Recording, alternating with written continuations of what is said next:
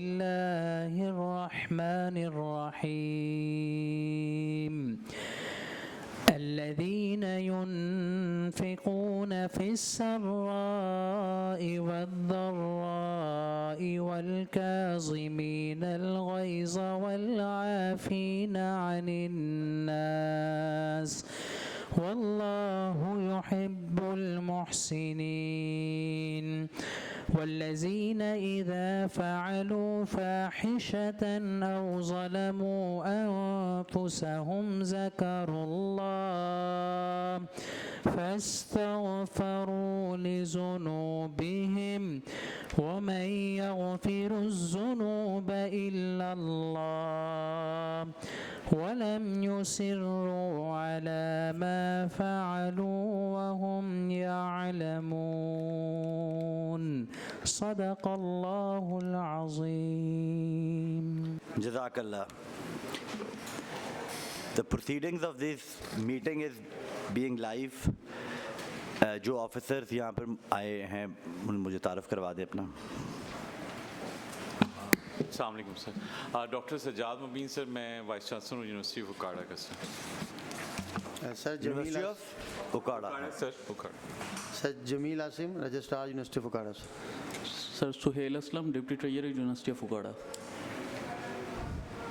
ठीक. DG audit. Sir ये brief है, पेज नंबर 1 है उकाड़ा यूनिवर्सिटी उकाड़ा का. The audit report is from year 2021-22. The para is 7.4.2.3.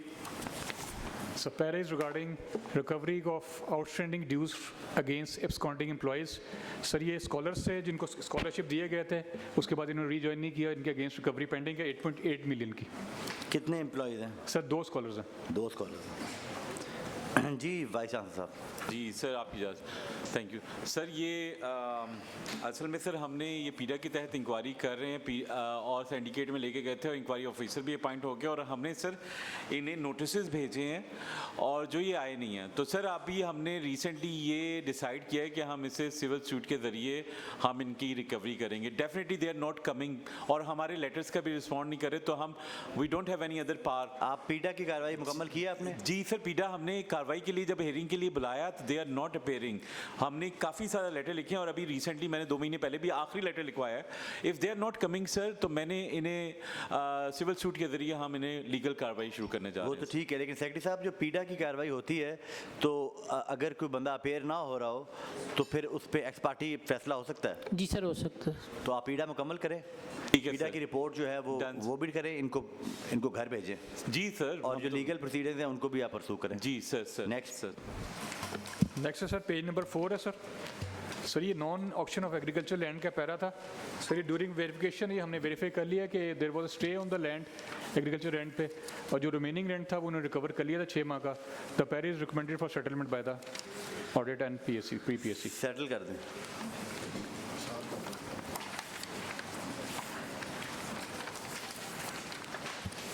Page number 7 sir. जी. The para is 7.4.6.2. Outstanding recovery against contractor of canteen and photocopy shop. Sir total amount जो pending थी वो 6,91,500 रुपये थी. इसमें sir कुछ काफ़ी रिकवरी हो चुकी है जो कि हमने वेरीफाई कर लिया. The remaining recovery is 1,94,825 which is yet to be verified by the audit. Sir ये रिकवरी हो चुकी है और ये असल में STAC हो चुकी थी तो मैंने आगे फौरी तौर पे रिकवरी करवा ली है. ओरिजिनल चलान हमारे पास है. If they can verify now तो वो होगी बैंक से वेरीफाई अभी कराना है. जी बड़ा सर. अच्छा हो गया. तो जी सर ये हो गया. ये आप वेरीफाई कर लें ऑडिट और फिर सेटल कर दें. Thank you. Next. Next sir page number 11 है. The para is 7.4.17.2 irregular procurement by splitting of the indent. Sir इसमें इन्होंने प्रोक्योरमेंट की थी 2 सालों में. IT इक्विपमेंट थे 10.38 मिलियन की प्रोक्योरमेंट हुई थी without tender and by splitting the indent. FDSC ने सर ये पैरा पेंड किया था और इसमें टेंडर भी नहीं हुआ था, अपलोडिंग भी नहीं हुई थी और एनुअल प्रोक्योरमेंट प्लान भी नहीं बना था. ये क्या आइटम्स क्या थे, कोई डिटेल्स नहीं लिखी हुई वर्किंग पेपर में?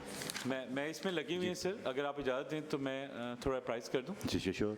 जी सर, थैंक यू सर। इसमें यह है कि सर ये 2016 में ये यूनिवर्सिटी एजुकेशन यूनिवर्सिटी का कैंपस है university of Okara. 17 was the first year जिसमें एडमिशन यूनिवर्सिटी ऑफ काड़ा ने शुरू की है। ये 17-18 के पैर हैं सर। तो सर ना कुर्सियाँ थी ना चेयर्स थी, तो 60 डिपार्टमेंट थे, 60 डिपार्टमेंट। तो ये हमारा ऐसे उस वक्त प्रोक्योरमेंट प्लान नहीं था और हर डिपार्टमेंट ने एडमिशन भी किए। उसमें किसी में पेन चाहिए, कहीं स्टेशनरी, कहीं प्रिंटर्स। तो ये सर हर डिपार्टमेंट ने अपनी अपनी प्रोक्योरमेंट की है, कहीं 60,000 की हुई है।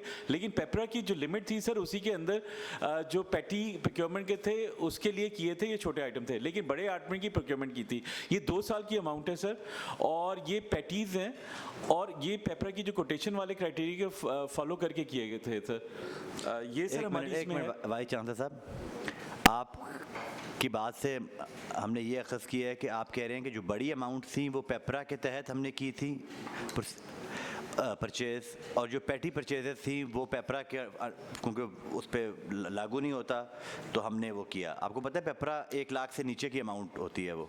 ये सर मैं वही बता रहा हूँ कि ये 1 लाख से नीचे की जितनी भी अमाउंट थी, ये वो कोटेशन वाला जो पेपरा ने पैटी परचेज का तरीकाकार बताया है उसी के मुताबिक की हुई है 100%। अच्छा, लेकिन क्योंकि 60 डिपार्टमेंट थे तो हर एक डिपार्टमेंट का वी कैन नॉट, क्योंकि नई यूनिवर्सिटी बनी तो हम ये इन्वेस्ट नहीं कर सकते थे। अब से तो प्रोक्योरमेंट प्लान बन रहे हैं। सो दिस ईयर, इससे पिछले साल प्रोक्योरमेंट प्लान बन रहे हैं। ये फर्स्ट ईयर था एडमिशन का एज ए इंडिपेंडेंट यूनिवर्सिटी। तो चेयर्स नहीं थी और छोटी छोटी चीज़ें रिपेयर करानी थी, तो ये उनकी प्रोक्योरमेंट थी सर। मैं इंश्योर कर रहा हूँ, हमने अभी फ्रेमवर्क कॉन्टैक्ट किया रिसेंटली, और हम ये तमाम चीज़ें framework for every item framework vice chancellor साहब, हम इस साल की बात ही नहीं कर रहे, हम ऑडिट की, जिस ईयर का ऑडिट हम कर रहे हैं हम उस साल की बात कर रहे हैं। अच्छी बात है आपने प्रोक्योरमेंट प्लान कर दिया है एनुअल, बहुत अच्छा ये प्रैक्टिस है। ये भी पेपरा की एक ज़रूरी है। ये 21-22 इसमें पेमेंट कैश थी या चेक्स के जरिए थी?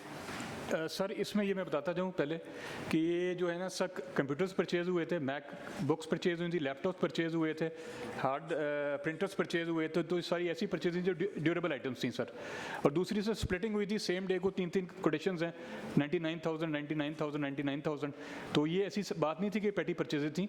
These were purchases of computers and accessories by splitting the indent. हमारा पैरा ये है सर कि अगर ये इंडेंट को स्प्लिट ना किया जाता तो इनको टेंडर इन्वाइट करना पड़ना था। आप पूछें कि टोटल मॉनेटरी वैल्यू क्या थी सारी परचेजेस की? अगर आप कह रहे हैं कि कोटेशंस, मल्टीपल कोटेशंस यूज हुई थी, तो what was the total monetary value? Number 1। Number 2, the mode of the payment, was this cash और चेक्स? पार्शली है सर ये जरा बाइफर्केशन करके बता सर देना। ये 2 सालों में एक फर्स्ट ईयर में 6.9 मिलियन की परचेज हुई थी, 69 लाख रुपए की, और दूसरे साल में सर 34 लाख की परचेज हुई थी। जी सर। तो और इसमें सारा सर ज़्यादातर सामान है ना 80 to 90% कंप्यूटर्स हैं, कंप्यूटर्स एंड एक्सेसरीज हैं। उसमें पेमेंट मोड क्या है? सर पेमेंट मोड है नेक्स्ट है सर, ज़्यादातर सर चेक्स हैं, ज़्यादातर चेक्स हैं। सेक्रेटरी साहब, यूनिवर्सिटीज़ जो है ना वो तो इन ब्लॉक परचेज करती है, हर डिपार्टमेंट अपना अलग अलग परचेजिंग तो नहीं करता। जी सर, ये शुरू में थे और कोई भी प्रोक्योरमेंट सेल भी नहीं था उस वक्त, क्योंकि नई यूनिवर्सिटी बनी, first year of the operation. ये 17-18 के बेसिकली ये प्रोक्योरमेंट है। 17 ईयर बनी कब है? 16 में बनी है सर। ये 17 की परचेज है, 17 and 18, 18 and 19। आप बनते साथ ही 60 डिपार्टमेंट ऐड कर दिया आपने? ये पहले की सर, ये यूनिवर्सिटी में 60 डिपार्टमेंट टोटल थे उस वक्त। जी कैंपस था ना सर, ये पहले एजुकेशन यूनिवर्सिटी का ऑलरेडी चल रहे थे, एजुकेशन था, लॉ था, ये सारे प्रोग्राम चल रहे थे। तो वो शिफ्ट हो गए यूनिवर्सिटी को। ठीक है। तो उससे पहले प्रोक्योरमेंट एजुकेशन यूनिवर्सिटी कर रही थी, तो यहाँ इतना तजर्बा भी नहीं था उस वक्त, और इंडिपेंडेंट हर डिपार्टमेंट अपनी अपनी वीसी से अप्रूव करवा के वो छोटी छोटी परचेज कर रहा था जो कि फौरी तौर पे चाहिए थी। क्योंकि तालीम जारी रखी और वो जो उस वक्त फौरी तौर पे एक्रीडेशन के लिए या परचेज के प्रोक्योरमेंट के लिए या स्टेशनरी के लिए जो चीज़ें चाहिए थी वो होती गई। मैं समझता हूँ सर ये इसमें डेफिनेटली ये नहीं होना चाहिए था। मैं इसमें I agree sir, I endorse it. लेकिन सर ये पुरानी है हैं और ये ऐसा हो चुका था और इसमें ज़्यादातर पेमेंट कैश के ज़रिए हुई हैं, सॉरी चेक के ज़रिए हुई हैं, और कुछ एडवांसेस थे, यानी एडवांसेस इन द वे कि जैसे गाड़ी का टायर पंचर हो गया तो उसके लिए वो ट्रांसपोर्ट ऑफिसर ने अपनी जेब से पैसे लगाए हैं, और शुरू में यही प्रॉब्लम थी सर, लोगों ने अपनी जेब से पैसे लगा के ये वो परचेज हुई हैं। अब ऐसा कोई नहीं है सर, आई इंश्योर यू इंशाल्लाह। ऑडिट इसमें जो वेंडर्स है were they sales tax registered? जी सर, सेल्स रजिस्टर से, लेकिन एक और चीज़ है कि वो ज़्यादातर जनरल ऑर्डर सप्लायर्स से, and they purchase. I just want to focus on the computers. जी सर, कंप्यूटर्स जो परचेज किए हैं, लैपटॉप नहीं, computers and laptop providers were sales tax जी, registered? They were So they were proper जी known vendors. जी, They were not ghost people. they were general order And the supplier। payments were made by checks as जी, well, sir. majority. सर एक और And चीज़, computers were purchased. Yes sir, right sir. Sir एक चीज़ मैं बताना चाहूँगा उसको कि we are conducting an inquiry regarding fake vendors. वो अभी हमें कंप्लेंट्स आई थी मुख्तलिफ चैनल से, वो हम इंक्वायरी कर रहे हैं और हम ऑडिट स्टार्ट कर रहे हैं। तो उसमें ये है कि जो वेंडर्स है ना सर, कुछ फेक भी हैं, अभी हम वेरीफाई करेंगे, फिर हमें पता लगेगा सारे। वेंडर्स तमाम सब्जेक्ट्स के, राइट? जी सर। सर इसमें कुछ पेमेंट्स इन्होंने अपने एम्प्लॉयज़ को की थी, कुछ वेंडर्स को की थी, और सर यूनिवर्सिटी बनी थी 2016 में। ये पेमेंट्स हैं सर 2019 में भी परचेजिंग हुई है, 2020 में भी हुई है। तो वो ये ना कि यूनिवर्सिटी स्टार्ट हुई थी तो उनको पास एक्सपर्टीज़ नहीं थी, ऐसी बात नहीं है सर। 2016 में बनी है और 2020 में और 19 में परचेजिंग हुई है। 19 और 20 में कितनी परचेजेज हैं? सर ये 2019 में 69 लाख की परचेजेज हुई हैं और 20 में 34 लाख की हुई हैं। सेक्रेटरी साहब ये डिस्प्लेयर तो पहले नोट करें ना, ये प्रैक्टिस जो है इट इज़ वेरी बैड, और बीसी साहब एंड वी शुड आपको not encourage this practice. Vice chancellor साहब, आप उस वक्त वाइस चांसलर थे जब ये हुआ है? I'm just 6 months we अच्छा, joined, आपको 6 6 महीने हुए। ऑडिट कह रहा है कि ये ऑब्जर्वेशंस जो इनकी हैं मिस अप्रोप्रिएशंस की, और ये 19 की भी हैं, 20 की भी हैं। मैं एक बात कहना चाहता हूँ वाइस चांसलर साहब, we take your words very very in good and honorable spirit कि whatever you are telling to this honorable forum वो बिल्कुल ठीक होगा, लेकिन आपने अभी कहा कि ये पहले साल की थी 2017, जबकि purchases are 3 years after the inauguration of the university, तो आपको इनसे करेक्ट इंफॉर्मेशन लेके हाउस को प्राइज करना चाहिए था। With the permission of the chair you can speak. Finance आप प्रोब करें इसका। जी ठीक है। नेक्स्ट। सर आपकी परमिशन से सर आपकी इजाज़त सर। जी जी। सर मैं ये बताना चाहूँगा कि ये जो वाइस चांसलर साहब ने बताया ना कि फ़र्स्ट ईयर, क्योंकि वाइस चांसलर जो फर्स्ट उकाड़ा यूनिवर्सिटी के first time vice chancellor appoint हुए थे उनका फर्स्ट ईयर था। उससे पहले यूनिवर्सिटी ऑफ एजुकेशन का कैंपस था तो वहाँ पे उस तरह के काम नहीं हो रहे थे। तो बाद में जब रेगुलर वाइस चांसलर आए तो उस टाइम एडमिशन भी बहुत ज़्यादा हुआ, हमारा 22,000 स्टूडेंट हो गया था, और डिफरेंट पुरानी बिल्डिंग्स बनी हुई थी उनकी रिपेयर वगैरह हो रही थी, इस तरह के काम हो रहे थे। हमने बड़ा लीनियट व्यू लिया है। जी, राइट आपको सर, पता है राइट सर। वाइस चांसलर साहब, we have taken, the committee has taken a lenient view कि नई यूनिवर्सिटी है, ठीक है, ये छोटी आपकी आपसे हो गया है, बट इसका एक प्रोब करके फिर रेगुलराइज तभी होगा जब प्रोब होगा इसका। ठीक है finance. Next sir next is page number 16। The para is 7.4.17। Sir ये irregular execution of repair of building work है सर। ये बिल्डिंग के रिपेयर का वर्क करवाया गया सर एज़ पर लॉ और एज़ पर रूल्स।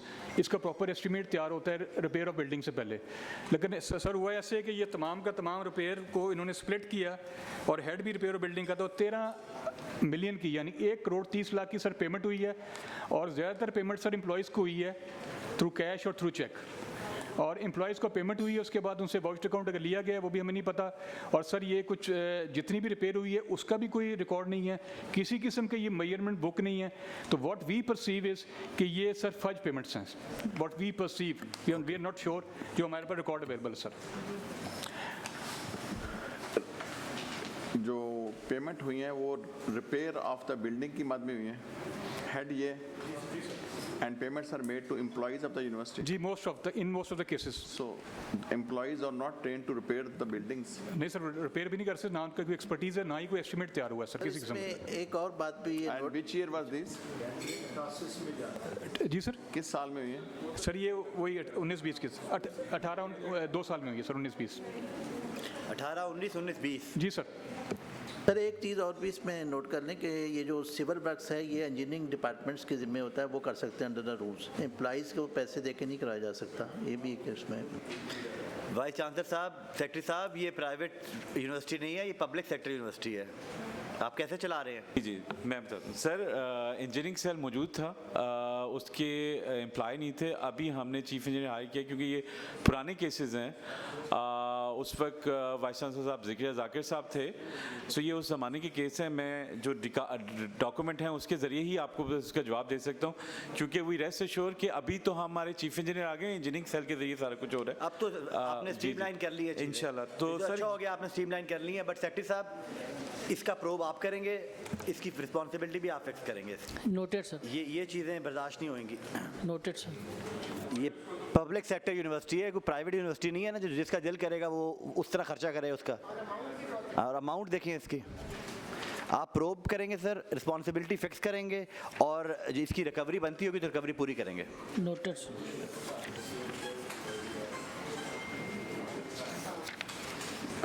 आगे चले जी। नेक्स्ट है सर पेज नंबर 21 है, the para is 7.4.724 recovery of PST on consultancy and law services. Sir ये लॉ सर्विसेज प्रोवाइड की थी और इन्होंने पेमेंट की थी जिसके ऊपर पीएससी की डिडक्शन होनी थी 2,26,000, वो डिडक्शन नहीं हुई थी सर। डीजी साहब सर 2,26,000 का पैरा आप इधर ले आए हैं सर, ये STAC में क्यों नहीं जी, ऐसे इश्यूज करते हैं? डेफिनेटली सर STAC में होनी चाहिए सॉर्ट आउट इशू, आपकी बात सही है। इतना खर्चा हुआ है, ये सारे मेंबर्स इधर यहाँ पे मौजूद हैं, लाखों रुपए का हमने इस मीटिंग पे खर्चा किया है, किस चीज़ के लिए? Sir we will take care next time, ये ऐसे ही होना चाहिए था आप जिस तरह कह रहे हैं। STAC हुई है? जी सर STAC हुई है सर, और उसमें कुछ रिकवरी की डायरेक्शन आई थी STAC में सर 3 साल पहले।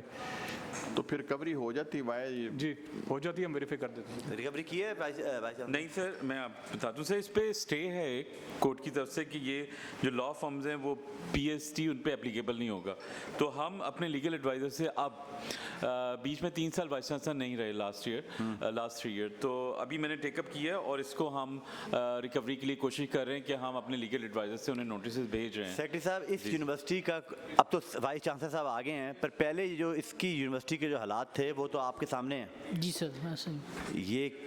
ये very sorry state of affairs है सर पिछले 2 साल से एडहॉकिज्म पे हो रहा था, जितने भी VC थे 25 VC वो 6 माह की एक्सटेंशन पे जा रहे थे। अब हमने आकर रिक्रूट किया है, ये हम पिछले कुछ प्रोसेस 6 माह में प्रोसेस किया जब से हम आए हैं, तो अब चीज़ें स्मूथ होना शुरू हुई हैं, स्ट्रीमलाइन होना शुरू हुई हैं, तो ये उस दौर के आ रहे हैं। दूसरी सर मैं एक और चीज़ बताना चाहूँगा, ये SDAC के जो मामलात हैं ये हो जाने चाहिए।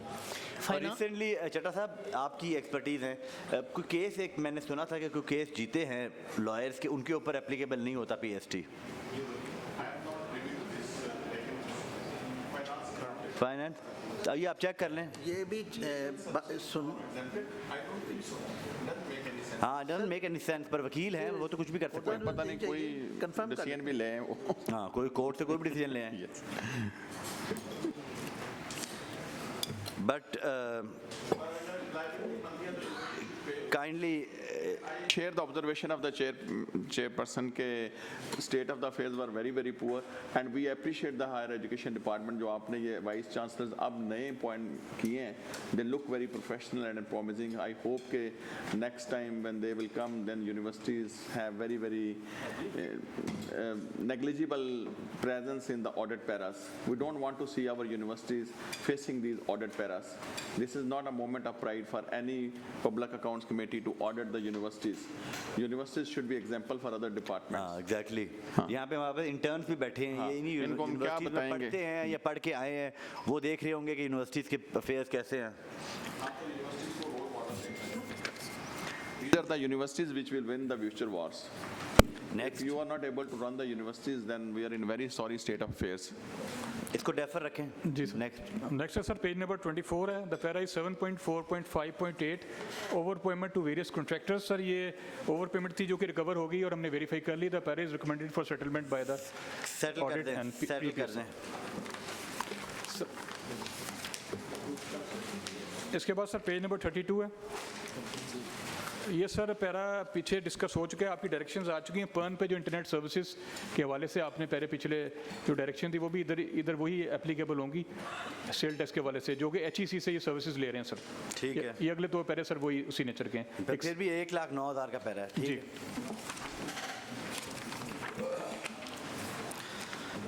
उसके बाद सर 34 नंबर पेज पे लास्ट पैरा, ये भी पर्न से रिलेटेड है सर। ये भी सर टैक्स रिकवरी फ्रॉम पर्न है, तो वो आपकी वो डायरेक्शन एप्लीकेबल होगी जो यूनिवर्सिटी ऑफ एजुकेशन में आपने हमें दी। एग्जैक्टली HEC से इसका कर लें। जी सर।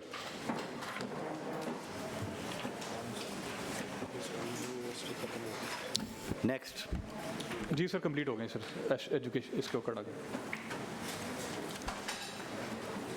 थोड़ा सा यूनिवर्सिटी ऑफ ओकारा का बता दें, अब आप क्या कर रहे हैं आजकल, कौन से आपके मेन डिसिप्लिन्स हैं, थोड़ा सा प्राइज कर दें कमेटी को please. Sir thank you sir. I mean हम सर ये तकरीबन 6 महीने पहले सारे वीसी पार्ट हुए, तो हर एक ने अपने अपने प्लान बनाए। सो वी हैव स्टार्टेड, यानी हमने अपने पैसों से जो सेविंग से कुछ बिल्डिंग ब्लॉक बना रहे हैं, और इसके अलावा हम कुछ नए प्रोग्राम जो मार्केट ड्रिवन है वहाँ पहले चल रहे थे। Islamia Which are those programs? Market ड्रिंग विच आर दोज प्रोग्राम? जी, DPD, नर्सिंग, हेल्थ केयर की डिसिप्लिन है, फार्मेसी। अभी इनकी जॉब्स अवेलेबल हैं, रेडीली अवेलेबल हैं, तो हम वही हैं। हमने एक स्किल डेवलपमेंट सेंटर बनाया, Very nice. 2 month to 1 year के डिप्लोमा करा के जो लोग नहीं पढ़ सके हायर एजुकेशन, हम उनको भी दे के, और उसमें बहुत अच्छा रिस्पॉन्स ये आया। अलाइड हेल्थ केयर का पूरा डिपार्टमेंट आपने जी जी बिल्कुल, फैकल्टी बनाई। Excellent, very well, and this was your initiative. ये सर हमने चांसलर, एक और अच्छी चीज़ जो मैंने की है, किसी और यूनिवर्सिटी ने आज तक नहीं की, यानी जितनी भी यूनिवर्सिटी हैं, तमाम ऑर्फन स्टूडेंट को we are giving free higher education. तमाम जितने मर्जी होंगे, वो सिंडिकेट से अप्रूव हो चुका है, is the first initiative ever. तो इंशाल्लाह ताला और भी काफ़ी कुछ करने जा रहे हैं सर ये with the public passage of sector time. University में मेरा ख्याल अलाइड हेल्थ केयर के ज़्यादा यूनिवर्सिटी में तो अलाइड हेल्थ केयर के कोर्सेज नहीं है पब्लिक सेक्टर यूनिवर्सिटी। ज़्यादातर नहीं है। हाँ, I really appreciate your drive this Thank you, sir. ये जनाब चेयर, आपने देखा कि ये अलाइड हेल्थ केयर में इन्होंने इनिशिएटिव लिया, पब्लिक सेक्टर में तो ये कोर्सेज होते ही नहीं है हाँ। जो ये करवा रहे हैं। इसके लिए तो we I really want to appreciate you. Good luck vice chancellor साहब, गुड लक। नेक्स्ट।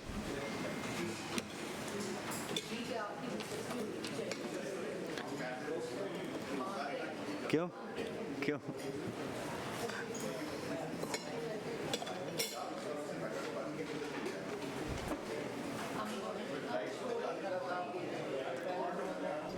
लाइव है।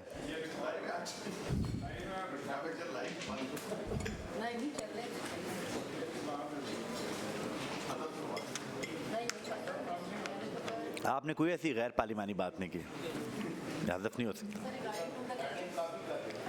हाँ, रिगार्डिंग टू नगेट्स सर। जी अस्सलाम वालेकुम। मैं डॉक्टर रऊफ़ आज़म हूँ जी, vice chancellor government college university Faisalabad. Welcome to Punjab assembly vice chancellor साहब। थैंक यू जी। आप अकेले आए हैं वाइस चांसलर साहब, कितना स्टाफ आपके साथ आया है? मेरे साथ रजिस्ट्रार साहब हैं, ट्रेजरर साहब हैं। बस 3 लोग हैं आप? जी जी,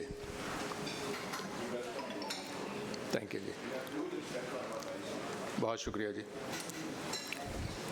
ऑडिट सर ये इस ब्रीफ का पेज नंबर 1 है। The para is 7.4.1 unauthorized payment of late sitting evening allowance to university staff without approval of allowances from the vice chancellor. Sir, इनके statute में बड़ा clear है कि draft of the statutes shall be provided by the syndicate to the chancellor who may approve it or without approval, with or without notification. इसमें sir 28.54 million की payment हुई है on account of late sitting allowance. Charges नहीं है sir, ये allowance दिया है इन्होंने monthly. And the second is hardship allowance, headship allowance to the heads of departments. Headship allowance क्या होता है? जी, ये जो डिपार्टमेंटल हेड्स होते हैं, चेयरपर्सन्स, जब उनको वो असाइनमेंट मिलती है तो उन्हें एक कंपनसेटरी अलाउंस दिया जाता है। HOD जिसको बोलते हैं, HODs जो होते हैं, HOD को एक स्पेशल अलाउंस भी मिलता है। यही है, यही एक एडिशनल अलाउंस उनको देते हैं कंपनसेशन के तौर पे उनकी जो हेडशिप है। इसमें मैं ये अर्ज़ करूं कि हमारे जो अप्रूव्ड स्टैट्यूट्स हैं जिनका हवाला दिया गया है, उनमें सेक्शन 12 है कंपनसेटरी अलाउंस, और इसकी डिस्क्रिप्शन है the syndicate may grant such compensatory allowance to the employees as it may deem fit, keeping in view the rate of similar allowances and subsidy granted by the government। तो हमारा view ये है कि syndicate already authorized है in terms of the approved statutes, और ये salary का part नहीं होता। ये असाइनमेंट जब दी जाती है किसी को अजाफी, तो उसके लिए कंपनसेटरी अलाउंस दिया जाता है, चाहे वो लेट सिटिंग हो, इवनिंग क्लासेस हम करते हैं तो वो बगैर स्टाफ के नहीं हो सकती। तो जिस स्टाफ को हम इवनिंग के लिए असाइनमेंट्स देते हैं उनको फिर ये कंपनसेटरी अलाउंस दिया जाता है with approval of the syndicate, और सिंडिकेट ऑथराइज्ड है, लॉफुली वो ऐसा अलाउंस दे सकते हैं। इन तमाम पेमेंट्स की सिंडिकेट ने आपको जी बिल्कुल दी है? जी बिल्कुल, उनकी अप्रूवल्स मौजूद हैं। फाइनेंस जब सिंडिकेट की अप्रूवल हो, आपके पास चांसलर साहब की कोई अप्रूवल है? चांसलर साहब ने स्टैट्यूट्स अप्रूव किए हुए हैं। उन स्टैट्यूट्स का ये एक सेक्शन है जिसमें सिंडिकेट ऑथराइज्ड है एक कंपनसेटरी अलाउंस देने के लिए। फाइनेंस इसमें इनकी अपनी प्री PSC है, उसमें ये लिखा है कि चांसलर की अप्रूवल रिक्वायर्ड है, और है भी। समरी जाती है, एक रूटीन है ये तमाम यूनिवर्सिटीज़ की कि पे एंड अलाउंसेस और दूसरे अलाउंसेस की अप्रूवल चांसलर देते हैं। ये जो लिखा हुआ है ये तो सर उसकी हद तक है कि एक इन प्रिंसिपल बात रिकमेंडेशन के तौर पर जाती है। जैसे असेंबली में भी सर हमारे पे स्केल अप्रूव होते हैं बजट के अंदर, लेकिन चीफ मिनिस्टर से अप्रूवल आती है एग्जेक्टिव की। इस तरह ये चांसलर से अप्रूवल आती है। हमारा व्यू पॉइंट ये है कि ये पे एंड अलाउंसेस का हिस्सा नहीं है। But the finance department doesn't agree with your viewpoint. हमारा रिक्वेस्ट आपसे ये होगी, नेक्स्ट टाइम अगर आप ऐसे अलाउंसेस सिंडिकेट अप्रूव करने जा रही है तो एक अप्रूवल वो चांसलर से भी ले लें। ये किया जा सकता है, but it's a lengthy process, और ख़ास तौर पे जब स्टैट्यूट्स अप्रूव्ड हैं चांसलर से और उन स्टैट्यूट्स का ये पार्ट है, और वहाँ पे और भी चीज़ें हैं जो finance rules, sorry I am cutting you short here, finance rules और स्टैट्यूट्स में स्टैट्यूट प्रिवेल करेगा, मेरी अंडरस्टैंडिंग यही है। लॉ प्रिवेल करेगा। बिल्कुल उसी स्टैट्यू में लिखा हुआ है कि चांसलर इसकी अप्रूवल देंगे, जो इस एक्ट के अंदर ही लिखा हुआ है। ये फाइनेंस की बात आपको समझ आई सर? ये जो जी, मैं अर्ज करता हूँ कि एक्ट के अंदर ये लिखा हुआ है कि जो पे स्केल्स हैं और उनके सैलरीज और अलाउंसेस हैं या ग्रेड्स हैं या क्वालिफिकेशंस हैं, ये चांसलर अप्रूव करेगा as part of the statutes, ये लिखा हुआ है। उसकी कंप्लाइंस में हमने स्टैट्यूट्स ड्राफ्ट किए, जो उसका प्रोसेस था, स्टैट्यूट्स ड्राफ्ट किए, सिंडिकेट ने रेकमेंड किए, चांसलर ने अप्रूव कर दिए। जब चांसलर ने वो स्टैट्यूट्स अप्रूव कर दिए तो उन्हीं अप्रूव्ड स्टैट्यूट्स का एक हिस्सा ये है कि कंपनसेटरी अलाउंस जहाँ कहीं सिंडिकेट मुनासिब समझे वो सिंडिकेट ग्रांट कर सकता है, और इस स्टैट्यूटरी प्रोविजन के तहत सिंडिकेट ने ये ग्रांट किया कि जब हम इवनिंग की क्लासेस लेते हैं और इवनिंग में किसी स्टाफ को एडिशनल ड्यूटी देते हैं तो उसको कंपनसेट किया जाएगा, बगैर कंपनसेशन के वो नहीं हो सकता। ये तो okay, I by your argument here कि आप कंपनसेटरी अलाउंस गवर्नर ने आपको इजाज़त दी हुई। जी बिल्कुल दी हुई है। बट जो दूसरा है, ये जो हेडशिप अलाउंस है, इसके बारे में क्या है? वो भी इसी तरह का अलाउंस है, क्योंकि हमारे डिपार्टमेंट में फॉर एग्जांपल सीनियर प्रोफेसर्स में से एक प्रोफेसर को हम टेम्परेरीली चेयरपर्सन लगाते हैं डिपार्टमेंट का फॉर अ फिक्स्ड पीरियड, उसके बाद वो हट जाता है। जब वो हट जाते हैं, बाकी यूनिवर्सिटीज़ में क्या रिवाज है? ऐसे ही है सर। ये स्टैट्यूट्स में जो होता है ना, हमारा ये है कि एक दफ़ा once approved by the chancellor और वो सारा प्रोसेस हो गया, एक्ट जब बन गया, तो हर छोटी छोटी बात पे ये अलाउंस का हिस्सा नहीं है। और रैशनल इसका ये है, हमने ये डिस्कस भी किया हुआ है SDSE में नंबर ऑफ टाइम, ये it's not part of the pay and allowances. Rational इसका यह है कि जिसको आपने लेट सीटिंग के लिए बिठाना है उसके लिए कुछ पैसे तो देने उसे है ना। अगर वो इस तरह छोटे छोटे केसेस जाएंगे तो वो इस तरह काम चल नहीं पाएगा डे टू डे यूनिवर्सिटी के लिए। और ये राउंड दी क्लॉक नहीं होता, ये जो ड्यूरेशन होती है, जो पीरियड होता है वो स्पेसिफिक डेज के लिए होता है। तो इस वजह से ये फाइनेंस को let me take the sense of the house. मेरे ख्याल से क्या ख्याल है आपका? I think there is a rational behind what the secretary साहब is saying. One thing I Chaudhry want- Sher Ali साहब, इसमें ये बताएं कि जो भी आप हेड ऑफ डिपार्टमेंट लगाते हैं और जिसको आप कंपनसेशन देते हैं, इजंट इट बेटर कि उसका कोई फिक्स्ड फार्मूला हो कि and that is approved by the competent authority कि जितने दिन के लिए वो काम करेगा उसको इतने पैसे मिलेंगे, बजाय ये कि आप उसको डिस्क्रेशन पे छोड़ दिया। नहीं, डिस्क्रिप्शन नहीं है। सिंडिकेट की डिस्क्रेशन है ना, this discretion should be done away with. It should, जिस तरह पेज एंड अलाउंसेस आप फिक्स करते हैं और फिर उसको आप नोटिफाई कर देते हैं, ये आपने इसमें जो एंड पे छोड़ा है of similar announce and subsidy granted by the government. Now similar, how do you define the similar? Can you define similar? In some cases we have analogy from other government departments. वो आगे एक और para आएगा, मैं वहाँ पे आप अर्ज कर दूंगा कि in some cases we have analogies from other government departments as well. But does that उसको हम comply. Is that part of this? वहाँ पे हम उसी को कंप्लाई करते हैं। नहीं, उसमें कहीं वो डिफाइंड है? जी जी, डिफाइन होते हैं। नहीं, इसके ये तो लिखा है कि keep fit in view of rate of similar announces. So similar announce कहीं पे डिफाइंड है?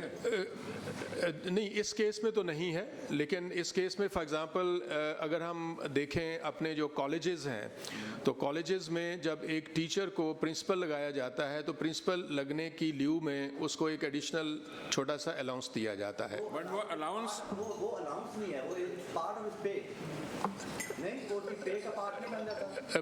पे का पार्ट बनता है उस पीरियड। अगर एक हमारी कमेटी का कोई चेयरपर्सन होता है, उसका प्रीव्यू, उसका अलाउंस अलग है, उसका फिक्स्ड है, उसका फिक्स्ड है।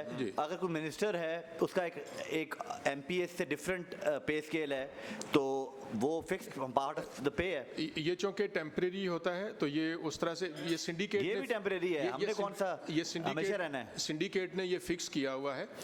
चेयरपर्सन जो डिपार्टमेंट का है उसकी अपॉइंटमेंट भी सिंडिकेट करता है। शेर अली साहब, ये मेरा पॉइंट ये है कि जो ये ठीक है कि उनको कॉम्पेंसेशन मिलनी चाहिए, ये तो एग्री करते हैं हम, but that compensation should be defined. ये तो ओपन एंडेड है, उसको जो आप कॉम्पेंसेशन सिंडिकेट दे दे वो फिर ठीक है, ये कैसे हो सकता है? नहीं सर, ऐसे नहीं है। हेड ऑफ डिपार्टमेंट जिसको लगाना है आपने, उसका वॉट एवर पीरियड उसका होगा, उतने पीरियड का उसको वो ऑनरेरियम मिल जाएगा। बट शेर साहब, अगर कुछ statutory powers are given to the syndicate by an act, Yes. उस पे हम क्या करेंगे? नहीं, वो दे दिया उसको। मैं ये जो Yes, this इन्होंने is the बीच point. में इसमें छोड़ा है ना कि सिमिलर था, इसको सिमिलर को डिफाइन करें ना। देखिए, सिंडिकेट एक बहुत मोतबर फोरम है जिसमें 3 हमारे पार्लियामेंट्री नुमाइंदे बैठे होते हैं। फाइनेंस डिपार्टमेंट का नुमाइंदा बैठा जुडिशरी के लोग होते हैं, जी हाँ। हायर एजुकेशन डिपार्टमेंट का नुमाइंदा बैठा होता है और डिग्निटरीज उसमें मौजूद होते हैं। एक लार्ज बॉडी है, उसको एक्ट ने यूनिवर्सिटी के एग्जीक्यूटिव मैटर्स को रन करने का इख्तियार दिया हुआ है Mr. और ये डिस्क्रिशनरी नहीं है, ये विद इन रीजनेबल लिमिट्स होता है। एंड उसका रैशनल भी जो साहब ये है कि अगर सिंडिकेट, देखें आप, विद ऑल ड्यू रिस्पेक्ट, आप उसको घुमा फिरा रहे हैं। मेरा सीधा सादा सवाल है कि इट इज़ नॉट डिफाइंड। आपने सिमिलर को भी डिफाइन नहीं किया। आप कहते हैं कि सिंडिकेट जो है वो ऑनरेबल लोगों की होती है, तो वो सारी everybody is honourable for us, but then syndicate के सामने ये प्रपोज कौन करता है कि कितना होना चाहिए? यूनिवर्सिटी खुद करती है। यूनिवर्सिटी प्रपोजल बनाती है, वो फर्स्ट स्टेज पे जाती है हमारी फाइनेंस एंड प्लानिंग कमेटी में। फाइनेंस एंड प्लानिंग कमेटी में हायर एजुकेशन कमीशन की नुमाइंदगी है, फाइनेंस डिपार्टमेंट की नुमाइंदगी है, हायर एजुकेशन डिपार्टमेंट की नुमाइंदगी है और दीगर वहीं पे ऑडिट की भी नुमाइंदगी होनी चाहिए ताकि ऑडिट का भी कल को इतराज ना हुआ करे। तो जनाब चेयर विद योर परमिशन, वहाँ से रिकमेंड होने के जी Sir, we have taken your point. Coming back to this para, audit has raised this para that the permission was not granted by the vice chancellors. We don't object on these compensatory allowances to head of the department. This is university's pure internal discretion. आप जिसको देना चाहते हैं. We just want to make sure that there is no regulatory breach here. Audit has this point that there is a breach because the permission was not taken by the vice chancellor. So audit has this vice chancellor of the chancellor, which is probably Governor of Punjab. So this is audit's objection on you. We are trying to understand whether it is a regulatory breach or not. So let me complete. So we understand that by applying the statutory rules post enactment of the act, syndicate has got this authority to pay these compensatory allowances. जी बिल्कुल। और आपने उसी authority को use जी बिल्कुल।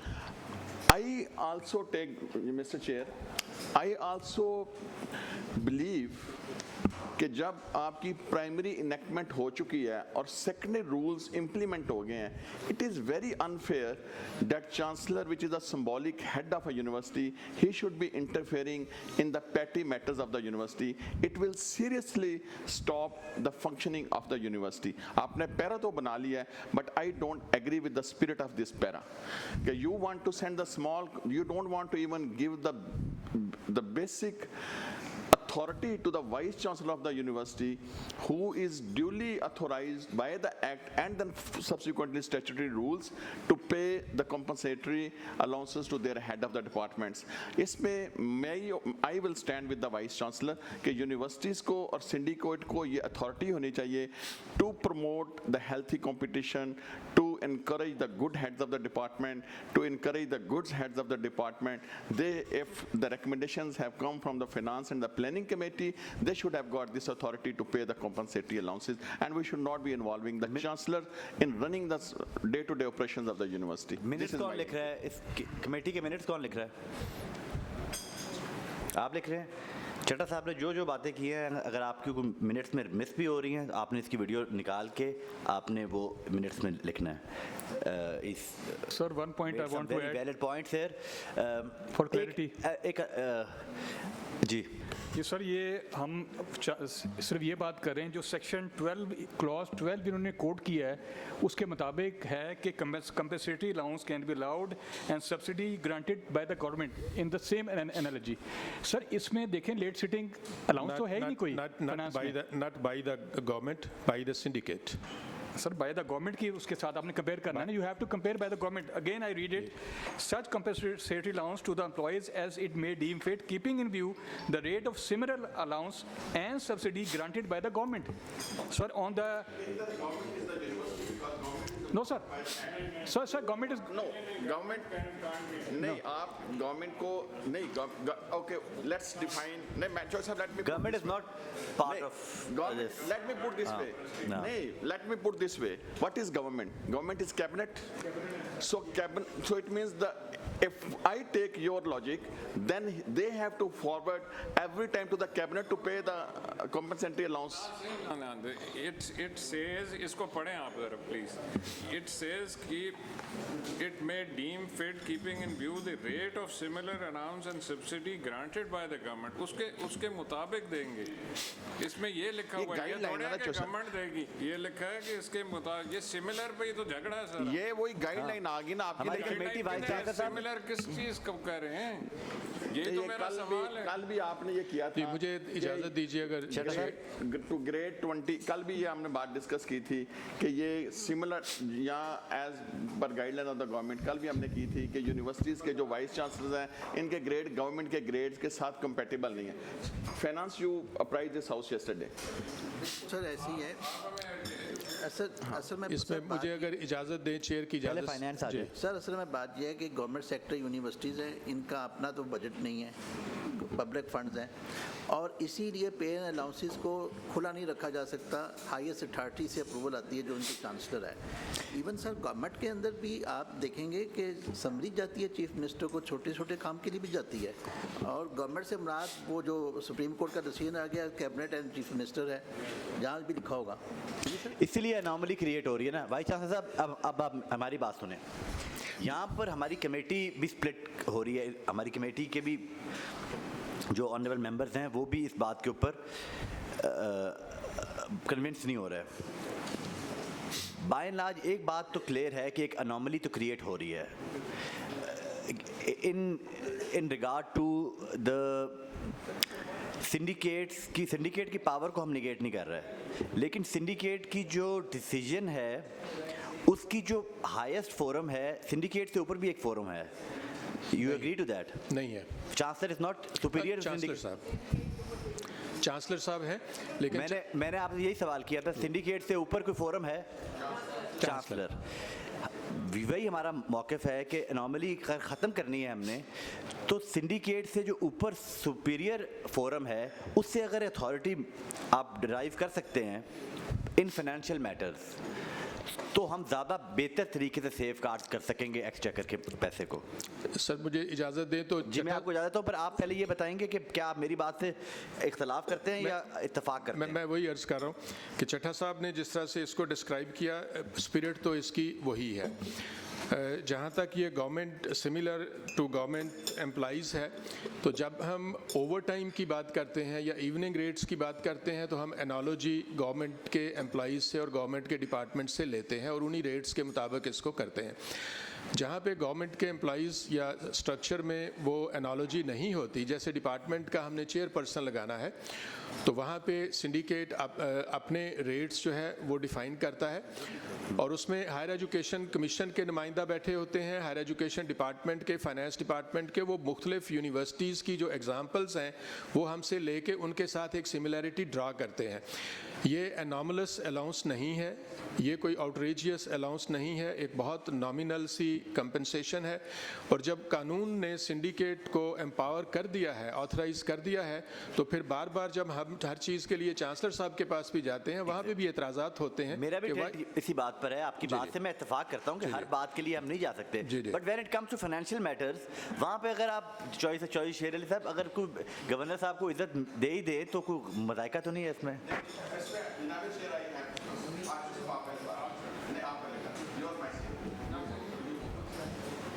मेरा point ये जो मेरा पॉइंट है ना, ये इन्होंने इसमें एम्बिग्विटी है। इस एम्बिग्विटी को फाइनेंस वाले या तो ये इसको क्लैरिफाई कर दें और कह दें कि इसमें जो लिखा हुआ है कि सिमिलर टू गवर्नमेंट, वो कहाँ से एनालॉजी वो ड्रॉ। फाइनेंस इस पे क्लैरिटी चाहिए कि जो वो सिमिलर टू गवर्नमेंट की एनालॉजी क्रिएट कर रहे हैं वो किस तरह की है उन्होंने? देखिए डेट सिटिंग अनाउंस गवर्नमेंट में तो है ही नहीं। एक वन टाइम ऑनरेरियम मिलता है साल में, बस और कुछ नहीं मिलता। वहाँ आना है तो उसे ऑनरेरियम दे दें एक वन टाइम। अच्छा, क्या एनालॉजी जहाँ पे ये कॉम्पनसेटरी अलाउंसेस दे रहे हैं, ऑनरेरियम दे रहे हैं अपने हेड ऑफ डिपार्टमेंट्स को, these are very petty matters. और सिंडिकेट और वाइस चांसलर और university are autonomous organisation empowered by the act and the secondary rules. इनको ये होना चाहिए। Yes, your point is very right. जैसे हमने कल IT यूनिवर्सिटी लाहौर का देखा था कि दे acquired 125 acres land and they want to go into very ambitious expansion plans. In that particular case, probably the intervention of the chancellor is very relevant. But in this particular matter, where the audit has brought this para that there is a regulatory breach, that they haven't taken the permission of the chancellor, this, in my belief, the para is against the letter and spirit of the act and the statutory rules. Universities should have this autonomous powers to इसमें pay to further their मैं employees. जी further मैं ये अर्ज कर दूं कि जो कहा गया कि पब्लिक मनी से यूनिवर्सिटीज़ चल रही हैं, आप सबके नॉलेज में है, ये हमारी यूनिवर्सिटी को फॉर एग्जांपल 20% से ज़्यादा सरकारी ग्रांट नहीं मिलती, 80% एक्सपेंसेस हम खुद जनरेट करते हैं। और सरकारी मुलाजम जब शाम को या बैठता है, देर को बैठता है, तो वो अपने दिन के काम दिन में ना मुकम्मल करके रात को बैठा होता है। हम शाम को एक एडिशनल सेशन चलाते हैं, that's an entirely different thing. तो जब आप शाम को एक अजाफी सेशन चलाते हैं और डबल शिफ्ट चलाते हैं और स्टूडेंट्स को लेके आते हैं, आप एम्प्लॉइज़ को, स्टाफ को कंपनसेट किए बगैर उसको नहीं चला सकते। नहीं, हम ये भी नहीं कह रहे कि आप एम्प्लॉइज़ को ना कंपनसेट ना करें, उनको ज़रूर करें। आई थिंक हमने बहुत लेंथ पे इसको डिस्कस कर लिया है सर, इसको रेगुलराइज करना पड़ेगा। वो आप बेशक इसको ये जो वाइस चांसलर साहब ने एक बात कही है, ये इन्हें नहीं कहनी चाहिए कि सरकारी मुलाजिम जो हैं वो अपना काम ना करके शाम को बैठते हैं। I don't think that's proper for a vice chancellor to say that. मैं माजरत चाहता हूँ जी। ठीक, इसको रेगुलराइज करें। रेगुलराइज। नेक्स्ट है सर पेज नंबर 3 है, the para 7.4.1 unauthorised payment of health professional allowance NPA to university doctors. Sir university of education में आपने रिकवरी ऑलरेडी ऑर्डर कर दी हुई है, तो सिमिलर नेचर का पैरा सर। जी वाइस चांसलर साहब, you want to contest this? Sir इसमें भी वही बेसिकली प्रिंसिपल है कि जो मेडिकल डॉक्टर्स हैं उनको हुकूमत ने एक कंपनसेटरी अलाउंस दिया है जब उनको हम प्राइवेट प्रैक्टिस करने से मना कर देते हैं, तो उस प्राइवेट प्रैक्टिस से मना करने के इव्ज़ एक कंपनसेटरी अलाउंस गवर्नमेंट ने दिया हुआ है जो हॉस्पिटल्स के डॉक्टर्स हैं, स्टाफ हैं। उसी एनालॉजी पे हमारे सिंडिकेट ने भी ये कंपनसेटरी अलाउंस अप्रूव किया था। और ये सिर्फ डॉक्टर्स का मामला नहीं है, इसमें जो लॉ ऑफिसर्स हैं, जो हमारे लॉ डिपार्टमेंट में पढ़ाते हैं लोग या अदरवाइज लीगल फ्रेटर्निटी से उनका ताल्लुक है, उनका भी एक कंपनसेटरी अलाउंस है जो नॉन प्रैक्टिसिंग अलाउंस के नाम से दिया जाता है। तो ये वही अलाउंस है और उसी गवर्नमेंट के रेट के ऊपर ही इसको अडॉप्ट करके सिंडिकेट ने अलाउ किया हुआ है। Technology कर रहे थे, hasn't it addressed in this answer? Sir I believe it- sir बिल्कुल ठीक कह रहे हैं, एनपी की हम बात नहीं कर रहे, नॉन प्रैक्टिसिंग अलाउंस दे रहे हैं और देते रहें।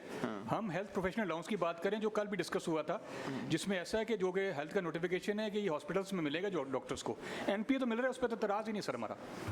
नहीं तो इन दिस पर्टिकुलर एनालॉजी जो वो ड्रा कर रहे हैं कि नॉन प्रैक्टिसिंग डॉक्टर्स को अलाउंसेस मिलना चाहिए, जी सर, वो मिल रहा है। डॉक्टर्स इनके पास है ना सर वो तो मिल रहा है इनको, उस पर एतराज़ नहीं हमारा। ये देखिए ना, ये दो लिखे हुए हैं, हेल्थ प्रोफेशनल अलाउंस जी, और नॉन प्रैक्टिस अलाउंस। हमारा हेल्थ सेंटर है जिसमें हमारे पास 8 डॉक्टर्स हैं जो स्टूडेंट्स को भी और फैकल्टी को भी मेडिकल फैसिलिटी प्रोवाइड करते हैं, तो they work in the health centre. How much faculty and strength of students do you have? जी जी, हम कितनी स्ट्रेंथ है आपके स्टूडेंट्स की? हमारी 25,000 स्टूडेंट्स की स्ट्रेंथ है जी ऑन कैंपस। और ये देखिए हर वक्त कि जो हेल्थ प्रोफेशनल अलाउंस है और इवन इन्होंने अभी बताया कि लॉ ऑफिसर्स को भी दे रहे हैं अनाउंस, ये सब फिर बढ़ता जाएगा। इसीलिए अप्रूवल किसी हायर फोरम पे बस रखी हुई है अलाउंसेस की, ताकि ये सिंडिकेट अपने तौर पर कल को किसी और को भी दे देंगे। लॉ ऑफिसर को तो किसी यूनिवर्सिटी को नहीं मिलता इस तरह कंपेंसेशन। फाइनेंस ये बड़ी इंपॉर्टेंट आपने बात की कि अलाउंसेस की अप्रूवल हायर फोरम पे रखी हुई है, ये कैसे अप्रूव करेंगे? ये आप फाइनेंस रूल है कोई? इसी जगह लिखा हुआ है सर, प्री पीएससी में कि चांसलर के पास अप्रूवल है, ये इसी में से लिखा हुआ है। जी जी जी जी, इसे ऐसी ही है सर एक्ट का सेक्शन 26 वाइस चांसलर साहब, डिपार्टमेंट नहीं, मैं एक मिनट, जो इनका एक्ट है, यूनिवर्सिटीज़ का एक्ट है, उसमें भी ये लिखा हुआ है कि चांसलर से अप्रूवल की ज़रूरत है। सर उसमें ये लिखा है कि जो पे स्केल्स हैं, सैलरीज हैं और अलाउंसेस हैं, उसके मतलब जो स्टैट्यूट्स बनाए जाएंगे वो चांसलर की अप्रूवल से बनाए जाएंगे। स्टैट्यूट्स हमने चांसलर की अप्रूवल से बना लिए और जो स्टैट्यूट्स चांसलर की अप्रूवल से बन गए उसमें एक सेक्शन ये है कि कंपनसेटरी अलाउंसेस जहाँ कहीं सिंडिकेट मुनासिब समझता है। Can you read that section? वो मुझे बताइएगा। क्योंकि नहीं, दिस इज नहीं, पॉइंट जो वो ऑफ लॉ, statutes ये वाला। पॉइंट ऑफ लॉ पे आ गए हैं हम शेरली साहब, जी, जी। और पॉइंट ऑफ लॉ के ऊपर आई थिंक कि द एक्ट कापी नहीं, ये and the नहीं जो statute will स्टैट्यूट्स की prevail. अप्रूवल के मुताबिक And है when ना। it says कि it is being approved by the chancellor, the powers of syndicate, पीछे कुछ रह नहीं Sir, जाता। may I read? Order, take Power of the second. statute. Sir देखें, प्राइमरी लेजिस्लेशन में it was categorically stated that the statutes which are the secondary legislation rules as prescribed by the rules will be passed by the chancellor. वो उन्होंने करवा के रख लिए हैं in this case. Sir हम तो chancellor it is ultimate. Right sir, sir जो चांसलर ने रूल्स अप्रूव किए हम उसी की बात कर रहे हैं। अब ये सर कंपेंसेटरी अलाउंस है ना सर, ये नोटिफिकेशन उन्हीं का है। The syndicate may grant such compensatory allowance to the employees as it may deem fit keeping in view the rate of similar allowance and subsidy granted by the government. That is the point. ठीक है but इन्होंने आप ही के point में उन्होंने कहीं भी chancellor की अप्रूवल की बात नहीं की। On the other hand vice chancellor साहब आप रीड करेंगे? सर ये जो हमारा एक्ट है, मैं वहाँ से स्टैट्यूट्स के हवाले से जो बात लिखी है पहले वो पढ़ देता हूँ। ये सेक्शन 26 है, उसका सब सेक्शन 1 और फर्दर उसकी जो क्लॉज है वो 1 है। Scales of pay and other terms and conditions of service of officers, teachers and other employees of the university and the constitution of their pension, insurance, gratuity, provident fund and benevolent fund. ये statutes की एक शिक है और इसके बारे में लिखा है कि ये statutes चांसलर की अप्रूवल से लागू होंगे। ठीक है? कैन यू रीड दैट जो आप कह रहे हैं?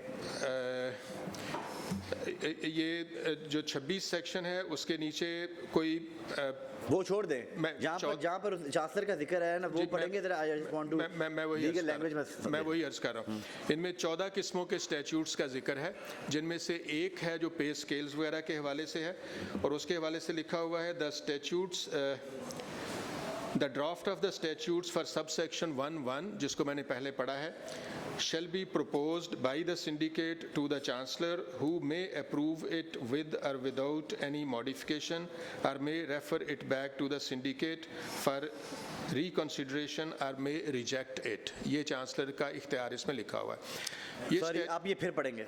जी, स्टैट्यूट्स का एक सेक्शन है जी, 26 नंबर सेक्शन, उसका एक सब सेक्शन 1 है और फिर उसका फर्दर सब सेक्शन जो हैं वो 14 हैं, लेकिन उनमें से एक है जो पे स्केल से मुतल्लक है, मैं उसको पढ़ रहा हूँ। Subject to the provision of this ordinance, statutes may be made to provide for and regulate all or any of the following matters. ये जो following matters हैं ये 14 हैं। ठीक है। उनमें से जो पहला है मैं वो पढ़ रहा हूँ। Scales of pay and other terms and conditions of service of officers, teachers and other employees of the university, and the constitution of their pension, insurance, gratuity, provident fund and benevolent fund. The statutes, the draft of the statutes for subsection 1(1), ये जो मैंने अभी पढ़ा था, shall be proposed by the syndicate to the chancellor, who may approve it with or without any modification, or may refer it back to the syndicate for reconsideration, or may reject it. तो इसके तहत हमने detail में statutes बनाए, syndicate से recommend करवा के chancellor साहब को भिजवाए और चांसलर साहब ने अप्रूव कर दिए। उनमें से अब एक सेक्शन जो हम जिसमें ये हम गाइडेंस ले रहे हैं वो सेक्शन मैं पढ़ रहा हूँ जी, वो है compensatory allowance. The syndicate may grant such compensatory allowance to the employees as it may deem fit. As it may deem fit. पूरी इजाज़त है इसका मतलब? जी। Keeping in view कुल्ली इख्तियार है। हाँ जी, keeping in view the rate of similar allowance and subsidy granted by the government. जहाँ कहीं गवर्नमेंट की कोई एनालॉजी होती है वहाँ हम सिंडिकेट उसी को फॉलो करता है। अब जिस पर्टिकुलर केस को हम रेफर कर रहे हैं जिसमें हेल्थ प्रोफेशनल अलाउंस है और नॉन प्रैक्टिसिंग अलाउंस है, इसमें एग्जैक्टली गवर्नमेंट के रेट्स के मुताबिक हमने इम्प्लीमेंट किया है, कोई एनॉमली नहीं है उसमें कोई डिफरेंशिएशन नहीं की हमने। हम पंजाब लेजिस्लेचर में बैठे हैं चड्ढा साहब, इस बात के ऊपर हम सारी कमेटी का इत्तेफाक है कि जो कानून है वो अफजल है। जो सेकेंडरी लेजिस्लेशन है वो भी रूल से अफजल है। सिंडिकेट के पास इख्तियार है, वो ये कर सकता है, and this para is settled. Thank you जी। क्या जल्दी आपको? सर पेज नंबर 5 है, the para is 7.4.1, non-recovery of house building advance, motor advance from the officials which was granted earlier from their pay 1.01 million का sir para. ये recovery होनी थी, अभी तक रिकवरी नहीं हुई। जो रिमेनिंग रिकवरी तकरीबन 5.5 लाख 43,000 स्टिल पेंडिंग। इस पे हम एग्री करते हैं जी। ये 1 मिलियन की रिकवरी इन्होंने पॉइंट आउट की हुई है। 5,47,000 की रिकवरी ऑलरेडी हो चुकी है, बाकी हम कर रहे हैं। इसमें कुछ ऑपरेशनल हमारी डिफ़िकल्टीज़ हैं, बट वी आर डूइंग। 90 दिन में कर लेंगे? 90 दिन में सर मुश्किल होगा, लेकिन हम कर रहे हैं। ये 120 दिन में कर लेंगे? 120 दिन में कर लेंगे जी। 120 दिन में करें। एंड ऑडिट, ये छोटे छोटे पैरास जब आप इनको इधर लेके आ रहे हैं कोई, और हम काइंडली ये प्री पीएससी का एक दफ़ा दोबारा से मैं सेक्रेटरी को कह रहा हूँ, प्री पीएससी का आप दोबारा से तमाम डिपार्टमेंट्स को भेजें कि इट इज़ मस्ट कि वो प्री पीएससी करके यहाँ पे आएंगे, और ये जो ट्रिवियल मैटर्स हैं वो पहले डिसाइड करके आप हमें बताएंगे। बेशक उनको पैरा प्रिंट हो गया है, आप ले आएँ इधर, लेकिन आपने आके बताना है कि हमने प्री पीएससी कर ली है, इतने पैरास हम सेटल कर रहे हैं, और वो डिस्कस नहीं होंगे यहाँ पर। I just want to ask a supplementary question. Government of Punjab के कितने डिपार्टमेंट्स का आप ऑडिट करते हैं रफली? तकरीबन कोई टोटल 6,500 डिपार्टमेंट्स जी सर। और उसमें एवरेज पैरास कितने होते हैं? सर एवरेज जो उसमें कैटेगरीज होती हैं, एक कैटेगरी बी सी डी, जो ए कैटेगरी के ऑफिसेज हैं जिनका तकरीबन हम कोशिश करते हैं सालाना ऑडिट करने की, तो उनकी सर एवरेज निकलती है जो प्रिंट होते हैं तकरीबन 20 to 25 paras which are printed yearly. Higher education department के कितने परसेंट होते हैं आपका? इनके सर सर मैं I would like to respond. Sir पूरे पंजाब में सर ये this is for your attention, unfortunately सबसे ज़्यादा HED के पैरे हैं, हायर एजुकेशन के। CNW से भी ज़्यादा हैं, CNW से ज़्यादा है, इरिगेशन से ज़्यादा है, हेल्थ से ज़्यादा है, लोकल गवर्नमेंट से ज़्यादा है। एंड ये हमारी सोसाइटी के सबसे ऑनरेबल लोग हैं। सर मैं अर्ज करता हूँ, वजह सिर्फ ये है कि जो अब बजट आप देख रहे हो उसी हिसाब से। सेक्रेटरी साहब ध्यान से बताइएगा, ये रिकॉर्ड हो रही है। जी सर, मैं I am responsible for even a single word of. Sir आप बजट देख लें, इरिगेशन का देख लें, CNW का देख लें, उनका बजट ज़्यादा, ये HED का बजट ज़्यादा है। इनकी दूसरी बात जो है, मेरी रिक्वेस्ट होगी इस हाउस से कि ये भी रैशनलाइज करने की ज़रूरत है कि फाइनेंस डिपार्टमेंट एक लेटर निकाला है जिसके तहत उन्होंने कहा कि ये जो SDAC है ये स्पेशल सेक्रेटरी से कम दर्जे का ऑफिसर ना करे, जबकि इनकी तरफ से सेक्शन ऑफिसर आते हैं। स्पेशल सेक्रेटरी जिसके पास पूरे पंजाब में 47 लाख बच्चे पेपर देते हैं, मेरे पास 9 बोर्ड्स हैं, रीजनल 9 बोर्ड्स हैं, 47 लाख बच्चा पेपर देता है। रोज़ाना की बेसिस पे FIR होती है, कोई बच्चा गलत बैठ रहा है, कोई पर्चा लीक हो रहा है, कोई गेस्ट पेपर लीक हो रहा है, आपके नोटिस में सारी बातें हैं। इसके अलावा 1200 कोर्ट केस है। इसके अलावा मेरे पास 824 कॉलेजेस हैं जिनकी पोस्टिंग, ट्रांसफ़र, छुट्टियां, हज लीव वगैरह पेंशन है। मेरे पास इतना क्या टाइम है स्पेशल सेक्रेटरी के पास है वो कि जब ये ऑडिट का बंदा असिस्टेंट डायरेक्टर आता है या डिप्टी डायरेक्टर आता है, और वो भी उनकी मसरूफियत होती है, मैं उन पर ब्लेम नहीं करता, फाइनेंस पे भी ब्लेम नहीं करता, लेकिन इर्रेशनल ये अप्रोच है, इसकी वजह से हमारे पैरे सेटल नहीं होती। ये आज तीसरा दिन है, यही बात हो रही है कि SDAC में ये क्यों नहीं होता, इस वजह से नहीं होता कि SDAC हो ही नहीं पाती, इनके पास भी बंदों की शार्टेज है, और मेरे पास, मैं एक अकेला स्पेशल सेक्रेटरी हूँ। किस तरह हो सकता है मेरे लिए ह्यूमनली पॉसिबल कि 22,000 पैरा है, सबसे ज़्यादा पैरा है, और वो छोटे छोटे पैटीज पैरे हैं, कोई बड़े पैरे नहीं हैं, कोई डैम नहीं बन गया उसमें कोई गपले करोड़ों के अरबों के नहीं हो गए, तो छोटे छोटे पैरे हैं, उस वजह से ये उलझे हुए हैं और वो हो नहीं पाते। 5 माह का टाइम होता है, वो रीशेड्यूल हो जाता है, वो प्रिंट हो जाता है, फिर वहाँ से आ जाता है। तो मेरी ये रिक्वेस्ट होगी, ये फाइनेंस से हमने पर्सनली भी रिक्वेस्ट की है, ये समाज साहब बैठे हैं कि सर इसको रीशेड्यूल करें, SDAC should be at the level of the deputy secretary. इस तरह ना करें ये, और फिर ये है कि स्पिरिट ये है, मेरा ये काम नहीं है कि मैं छोटे छोटे पैरे देखता रहूँ, मुझे यह है यूनिवर्सिटी के ये बैठे हैं, कितने पेटेंट आपने किए हैं, इनरोलमेंट क्या हुई है, एक्सेस टू क्वालिटी एजुकेशन क्या हुई है, क्वालिटी एजुकेशन पे क्या है, अगले 5 साल में एजुकेशन ने कहाँ पे जाना। दुनिया परफॉर्मेंस ऑडिट कर रही होती है, हम 2 लाख रुपए के ऑडिट कर हमें रहे हैं। इसमें उलझाया हुआ है कि 2 रुपए दिया चुआनियाँ तो दुआनियाँ गेंदे रहो, हमें तो ये इस पे उलझाया हुआ है। DG audit wants to respond. Sir this is not the case. आपने सेंसिटिविटी की बात की, मैं आपको ये बताता जाऊं कि गवर्नमेंट कॉलेज यूनिवर्सिटी फैसलाबाद में we conducted a recent audit and there was a huge fraud, there is a fraud, और उसको नैब ने भी इन्वेस्टिगेट कर रहे हैं, we are also investigating the matter. Affiliation जो कलेक्ट हुई थी 3.6 अरब रुपए की एफिलिएशन कलेक्ट हुई है, उसकी कोई प्रूफ नहीं है उनके पास और कोई ट्रांसपेरेंसी नहीं है, तो ये कहना भी गलत है कि जनाब की पैटी पैराज हैं। और सर दूसरी बात मैं बताता जाऊँ, ये सेक्रेटरी साहब ने कहा है, एसीएस साहब से हमारी मीटिंग हुई थी ऑडिट के लेवल पे, deputy audit general and ACS, और मैं भी मौजूद था। एसी साहब जो सिटिंग एस टाइम, उन्होंने डिसाइड किया था कि ऑडिट को पैरों को चूंकि सीरियसली नहीं लिया जा रहा, इस वजह से इसका लेवल रेज किया जाए। Special secretary should head the DAC. Sir DAC कितनी इनको करनी पड़ती है, इनसे पूछें सेक्रेटरी साहब से, क्या महीने में इन्होंने 10 डीएसी करनी है? एक सिंगल डीएसी अगर कंडक्ट हो जाए दैट इज इनफ सर।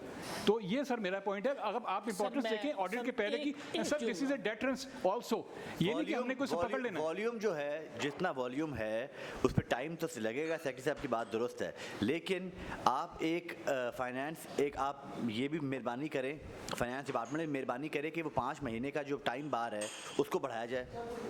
अच्छा आपका बार है, आप मेहरबानी करके इसको बढ़ाएं। दूसरा, आप एक दफ़ा बैठें एजुकेशन, हायर एजुकेशन डिपार्टमेंट के साथ, और आप ये 30,000 का जो बैकलॉग है ना, ये किसी तरह कम से कम मिनिमाइज करके पीएससी के पास सर ये इशू कोई नहीं, आप जरा हमें मौका सर दें। एक चीज़ तो मैं बताना ही भूल गया, बाद पैरे 1970 के भी हैं, बताएं जरा सर, इस रिकॉर्ड पे है। और सर डबल डिजिट के 92 रुपए और 150 रुपए और 700 रुपए। सर ये चीज़ें सेटल हो जानी चाहिए, ये फोरम नहीं है, जनाब चेयर विद योर इसके लिए फोरम ये नहीं बना। उसके लिए डीएससी का फोरम है, डीएससी एक लोअर फोरम है जो लो कैटेगरी पर डीएससी है, फिर एसडीएससी जी सर, है, वो फिर सर वो आपके प्री-पीएससी फोरम के है। पैरे नहीं है सर, वो भी होते हैं सर।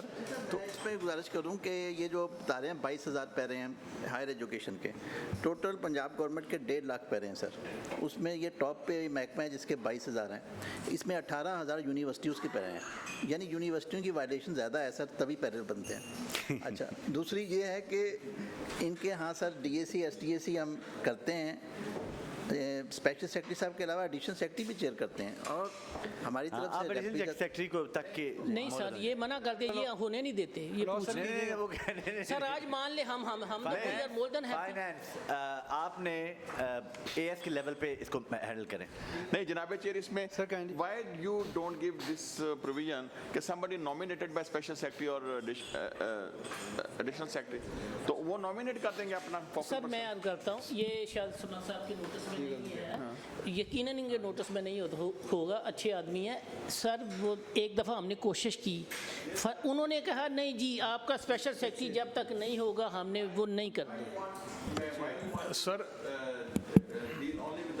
सर ये मैंने आज की है सर कि जो मीटिंग 2 किस्म की होती है, कि डीएससी होती है जिसमें ऑर्डिनरी पैराज होते हैं जो कि किसी भी फोरम पे नहीं आते, वो हमारे पास होते हैं। एक होती है मेफटेक पैराज जो कि एनेक्चर में होते हैं सर, वो भी आपके पास नहीं आते। तीसरे हैं सर डीपी पैराज। अब इसमें से डीएससी होती है वो ऑर्डिनरी लेवल का पैरा होता है, हमारा भी सर एओ लेवल का बंदा जाता है। जब इनकी एसटीसी होती है वो ट्राई आर बेस्ट कि हम अपने डिप्टी लेवल का बंदा भेजें मेरे। जो मैं सर इसकी एसेंस बता रहा हूँ ना, अगर आप इसकी मीटिंग के मिनट्स पढ़ें, एसीएस साहब की और डीएजी साहब की मीटिंग थी, उसका मकसद यही था कि पैरों को सीरियसली लिया नहीं जा रहा, और वही जो गलतियां सर रिपीट हो रही हैं बार बार, इस वजह से level should be raise where there is special secretary, जहां पे स्पेशल सेक्रेटरी नहीं है, जो सेक्रेटरी आम है आपका additional secretary can head the meeting, ये मीटिंग हेड करते हैं। We are always ready. ये सर इशू कोई नहीं है जो इधर रेज किया जा रहा है इतने बड़े फोरम पे, ये इशू कोई नहीं है, ये para can be reduced, we are always available. आपकी डायरेक्शन चाहिए और आप हम कर सकते हैं सर। इस पे योर अटेंशन इज सर मुझे सर जी राइट सर, डिपार्टमेंट के साथ भी और उसके बाद फाइनेंस को भी हम साथ मिलाएंगे, and we need to streamline ये 1.5 लाख पैरास जो है ना, इसको हम बैकलॉग जो है वो निकलना चाहिए। That's better sir. देखें मेरी जो इस कमेटी का जो व्यू है 1.5 लाख ही है ना, कि मैं इस कमेटी के बिहाफ पे कलेक्टिवली ये कहना चाहता हूँ कि हम अपने वाइस चांसलर्स की बड़ी इज्जत करते हैं। हम as a legislators of Punjab assembly we don't want to give this impression कि we should held them responsible for petty things. This house should extend respect to them and full wholehearted respect. उसमें we request you, आप बाकी departments के साथ जो करते हैं करते रहें, लेकिन to higher education department and universities इन वाइस चांसलर्स के साथ बैठें, इनके पुराने पैरा सेटल करें और इनको प्रैक्टिस मैटर्स में, क्योंकि we want to give this message of respect to these vice chancellors और let them work on the bigger issues. इसी मीटिंग रूम में हमारी एक नेक्स्ट मीटिंग थी, शेड्यूल है 4 बजे, एंड स्पीकर साहब हैज़ टू चेयर दैट. तो आई थिंक कि हम अपना एजेंडा आज इधर ख़त्म कर देते हैं. एंड कल सेशन है, सो आई थिंक कल सेशन है तो हम कल का भी नेक्स्ट मंथ ही लेके जाएंगे. बट वाइस चांसलर साहब, थैंक यू सो मच. आपने हमें बड़ा मेंटली स्टिमुलेट किया है in regards to law affairs. Thank you.